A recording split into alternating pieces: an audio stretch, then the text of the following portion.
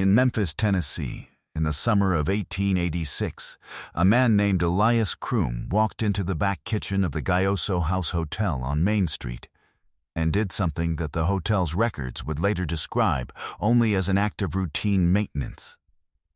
He polished a copper mirror. It was not his job. He was a cook. Had been a cook there for 11 years, preparing meals for the hotel's dining room, rising before dawn, finishing late. Known to the kitchen staff as a careful and methodical man who did not make errors. And by the following morning, he could not see the stove he had cooked beside for over a decade. The physicians who examined him in the days that followed wrote 2 words in their notes and closed the case. They wrote nervous episode. That was the entirety of the medical record. No mechanism was proposed. No cause was identified. No follow-up visit was documented. No one wrote down what he had been holding in his hands the night before, what he had been breathing in that enclosed kitchen for the better part of an evening, or what the object itself was made of.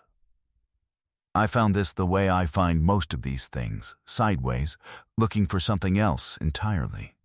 I was tracing the inventory transfers of confiscated and liquidated estate goods across the Mid-South in the years immediately after Reconstruction, trying to understand why certain categories of objects moved so consistently from private homes into hotel storage rooms and municipal warehouses between 1875 and 1895.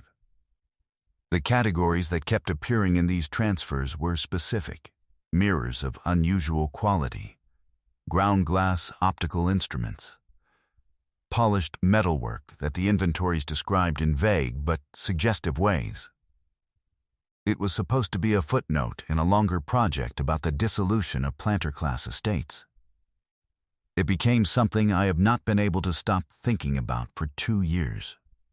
Because when I pulled the Gayoso House procurement ledgers from the Shelby County Archive, a collection transferred to microfilm in the 1970s and largely ignored since, the mirror Elias Kroom polished that night was not a decorative piece. It was not a bathroom fixture. It was not a parlor ornament. It was cataloged in the hotel's own inventory as a reflective instrument. Copper, pre-American manufacture. And then, in the space where the date of manufacture was normally recorded, the ledger entry read simply, before 1810. That is the entire description. No foundry, no country of origin, no dimensions, no record of why it was classified as an instrument rather than a mirror. And after that entry, in the years that followed, no one who handled the object appears to have touched its surface directly. Not that I could find, not once. By the time this is over, you will understand what that mirror almost certainly was, where the chain of its ownership began, and why a cook in a Memphis hotel kitchen was the last person recorded as having held it in his bare hands, without knowing, without being warned, without anyone in that chain of possession understanding what they had allowed to happen. There is a letter in the Shelby County probate records filed in March of 1887, 9 months after that night in the Gayoso House kitchen. It was filed by Elias Kroom's sister, a woman named Dorcas, who was attempting to establish her brother's incapacity to work as grounds for a small charitable claim from a church relief fund. The letter describes his condition in language that I have returned to more times than I can count. She wrote that his eyes had not failed in the ordinary sense. She wrote that when he looked at a bright surface, a window in full daylight, a lamp held at close range, any reflective object, he described what he experienced not as blindness, but as a sensation she struggled to put into words. She wrote that he told her it was like looking directly into something that was looking back. She did not elaborate. She was not writing to a physician or a philosopher. She was writing to a probate clerk, asking for charity. But the phrase is there, in her handwriting, in a folder that had not been opened since 1901, when I finally found it. That is the part I keep returning to. Consider what the Gayoso House was in 1886. It was not a modest establishment. Built in the 1840s, rebuilt and expanded after the Civil War, it was by the 1880s the finest hotel in Memphis and one of the recognized first-class establishments of the entire Mid-South, hosting cotton merchants, railroad executives, land speculators, and a rotating population of buyers and brokers who moved goods of every description through the river port.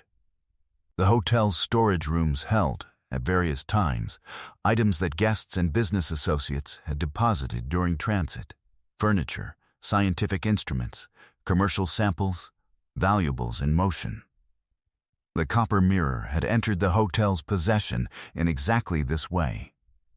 The ledger notes it as received in 1879 from the estate liquidation of a man named Forrest Beaumont, a former planter who had died that year without direct heirs, whose remaining property had been sold at auction across 3 days in October. The mirror sold for $11.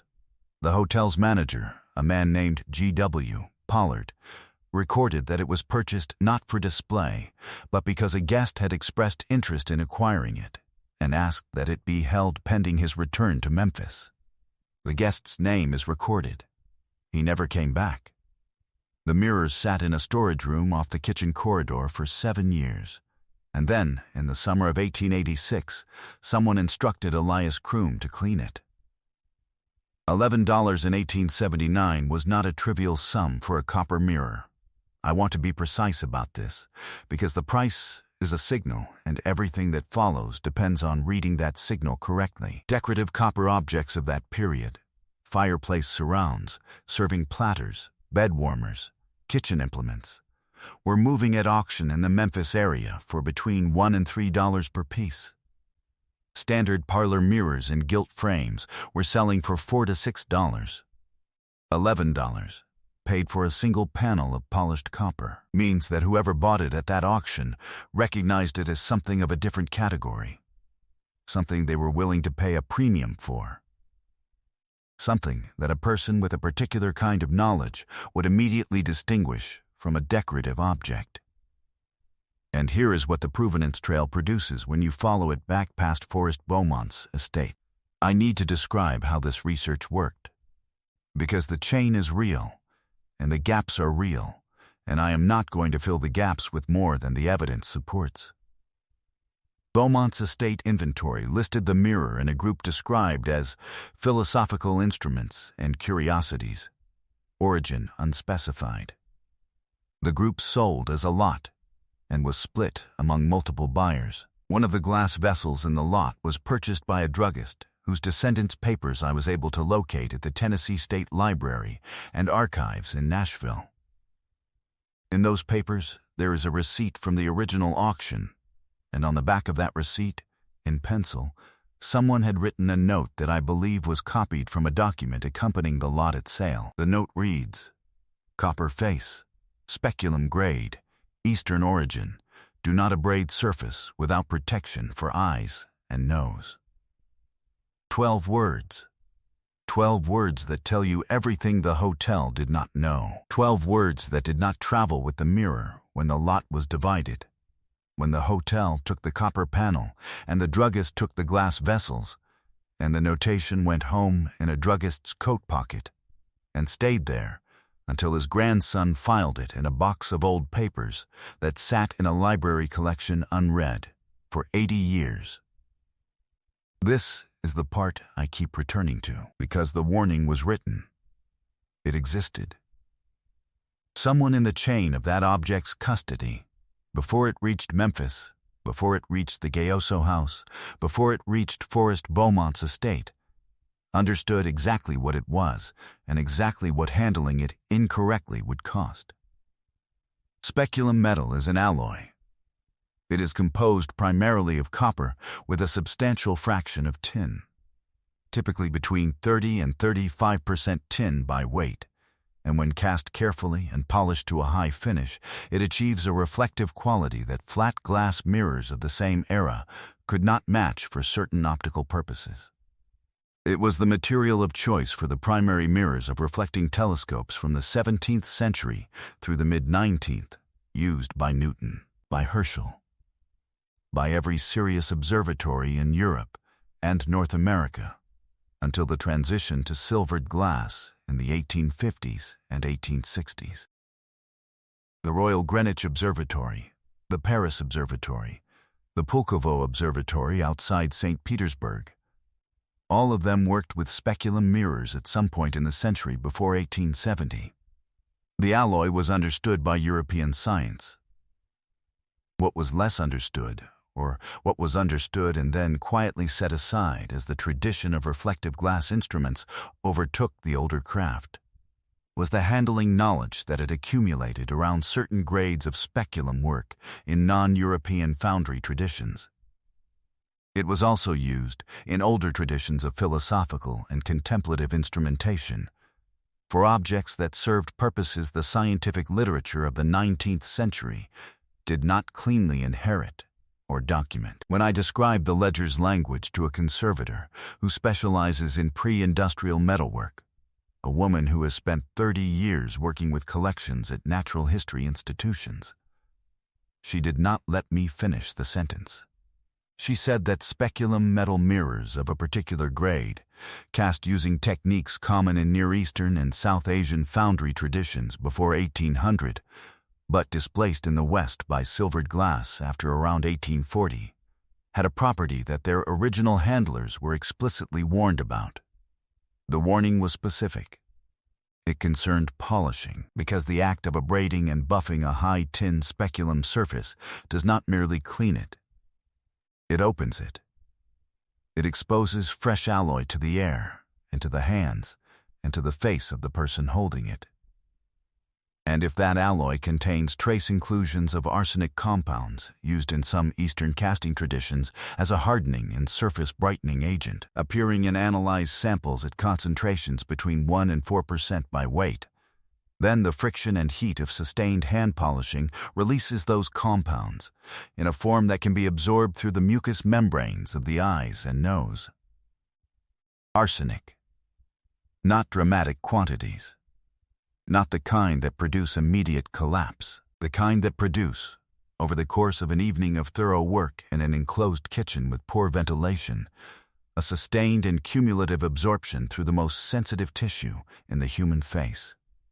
The kind whose effects would appear not immediately but in the hours afterward and the days that followed. The kind that would damage the optic nerves in ways that an 1886 physician, with no toxicological framework for what had happened and no reason to ask what the patient had been handling the night before, would record as a nervous episode and close. I am not diagnosing Elias Kroom across a century and a half of distance. I want to be exact about what I am saying and what I am not saying. I did not find a toxicological report because no toxicological report was made. What I found was a description of symptoms. His sister's letter, the 2 words the physician wrote down, and a material history of an object that, if it was what the records suggest, was capable of producing those effects in precisely that setting. And I found a notation written by someone who understood the object, that explicitly warned against abrading the surface without protecting the eyes and nose. And I found that the notation did not reach the hotel. It did not reach Elias Kroom.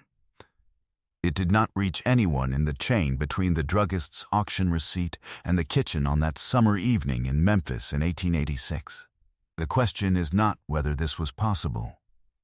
The chemistry has been documented. The notation was written, which means the knowledge existed at some point in the object's history. The question is how the knowledge failed to travel, and whether it failed in a way that was accidental or in a way that was structural, built into the very system of how objects and their histories were separated and passed on. And this is where the pattern becomes something I cannot explain as isolated coincidence. In the estate records of the lower Mississippi Valley from roughly 1840 to 1900, a body of documents spanning probate filings in Louisiana, Mississippi, Tennessee, and Arkansas, accessible in fragments across more than a dozen different archival collections, never assembled as a unified dataset before I began this work. There is a category of object that appears with enough regularity and enough consistency to constitute a documented pattern. The objects are never described the same way twice. Sometimes they are mirrors, sometimes polished plates, sometimes philosophical instruments or optical curiosities or scientific apparatus of foreign manufacture. They appear almost exclusively in the inventories of households that had connections to the trade networks running through New Orleans in the early 19th century. Households that had acquired things in the decades before the Civil War, from sources the records describe as Eastern traders, the Spanish commerce, or simply imported, origin unknown. These objects passed through auctions, estate divisions, hotel storage rooms, the back shelves of curiosity dealers and apothecaries. And in the records, when you look at enough of them across enough years and enough counties, you find a pattern in the notations. Not always, not in most cases, but in a measurable number of them. I have identified 14 distinct examples across 4 states, with 6 of those examples containing explicit handling warnings. There is a notation. Handle with care. Do not abrade. Protect eyes and nose.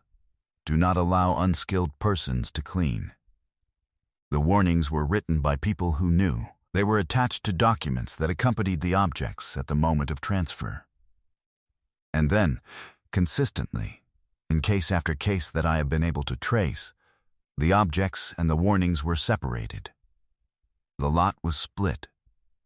The papers went with one buyer and the object went with another. The notation was filed with the estate records, and the mirror was carried out by a hotel porter. The knowledge stayed behind, and the thing went forward, alone, into the hands of people who had no reason to suspect it was anything other than what it appeared to be. That is the structure of what happened to Elias Kroom. And it is not the structure of a conspiracy. There was no decision made by a named individual or institution to suppress information about these objects. There was no meeting at which someone decided that a cook's eyesight was expendable. What there was instead was a system.